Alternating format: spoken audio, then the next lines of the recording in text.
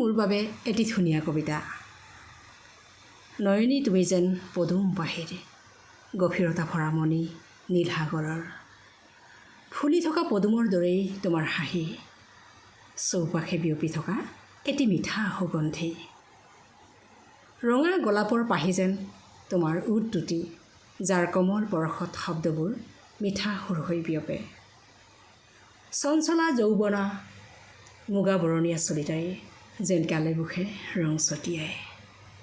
শব্দৰে সৈতে খেলি ভাল পোৱা শব্দৰ প্ৰেমিকা তুমি। তোমাৰ লিহিৰি আঙুলিৰ পৰশত শব্দবোৰ মুকুতা হৈ জিলিকে। তোমাৰ শব্দবোৰত জোনবেলি তৰাই উমলে। তোমাৰ শব্দবোৰত ফুল সেউজীয়াই নদ নদী জান জুৰি পাহাৰ পৰ্বতে কথা পাতে।